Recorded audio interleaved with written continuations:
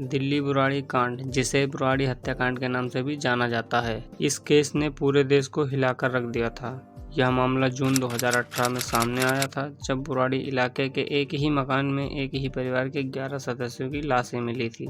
यह घटना रहस्यमय और बेहद चौंकाने वाली थी और शुरुआत में इसे हत्या का मामला समझा जा रहा था, लेकिन जांच में कुछ अलग ही तथ्य सामने आए। परिवार में 11 लोग थे, जिनमें से 10 सदस्यों के शव घर के अंदर फांसी के फंदे पर लटके पाए गए। इनमें से 7 महिलाएं और 3 पुरुष शामिल थे। वहीं परिवार की सबसे बुजुर्ग महिला का शव फर्श पर पड़ा मिला, जो शायद गला घोटकर मारी गई थी। यह परिवार काफी संपन्न और शिक्षित था। परिवार का मुखिया भाटिया परिवार से ताल्लुक रखता था। इस परिवार का कारोबार भी अच्छा चल रहा था और उनके सामाजिक संबंध भी बहुत अच्छे थे। पहले इसे एक सामूहिक हत्या का मामला समझा गया, लेकिन बाद में पुलिस की जांच और मृतकों की डायरी से जो खुलासे हुए, उन्होंने मामला आत्महत्या की ओर मोड़ दिया। पुलिस ने कई बार ढूंढने की कोशिश करी, लेकिन कोई भी सबूत हाथ नहीं लगे। फिर जब पुलिस दोबारा घर की छानबीन करने गई तो उस घर के अंदर से 11 डायरियां मिली, जिनमें धार्मिक अनुष्ठानों और आध्यात्मिक मान्यताओं से जुड़े कई विवरण लिखे थे।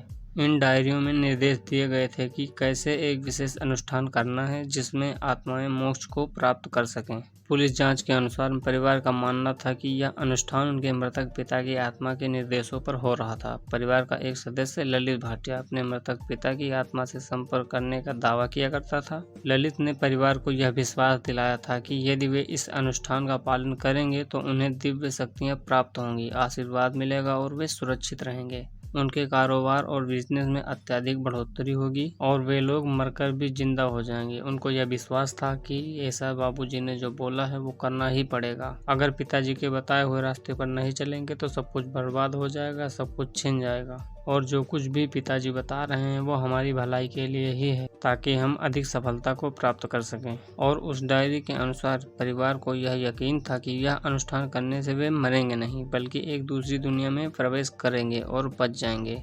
इसी विश्वास में उन्होंने यह खौफनाक कदम उठाया। जांच में यह बात सामने आई कि सभी की आंखें और मुंह पट्टियों से बंधे थे और उनके हाथ भी बंधे हुए थे। और मानसिक विशेषज्ञों का मानना है कि यह एक सामूहिक मनोविकार का मामला हो सकता है, जिसमें एक व्यक्ति की मान्यता और सोच परिवार के अन्य सदस्यों पर हावी हो गई। जो बड़ा बेटा कहता था, उसके कहने पर ही घर के सारे सदस्य काम करते थे। और जांच में यह भी सामने आया कि 11 पाइप लगाए जाएंगे, जिससे मरने के बाद आत्माएं अंदर आ सकें और वापिस लोग जिंदा हो सकें।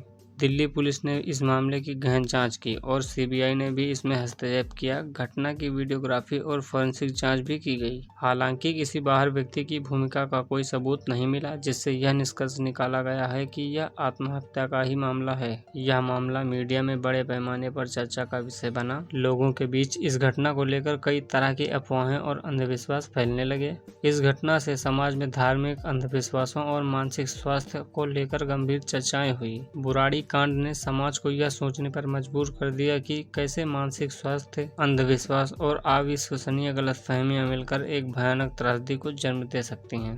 धन्यवाद दोस्तों, आज के लिए इतना ही। अगर वीडियो पसंद आई हो तो वीडियो को लाइक करें और चैनल को सब्सक्राइब करें, ताकि आने वाली नेक्स्ट वीडियो सबसे पहले आप तक पहुंचे। धन्यवाद। अगर वीडियो पसंद आया हो तो कमेंट करें, मैं फुल स्टोरी कवर करने की कोशिश करूंगा। धन्यवाद।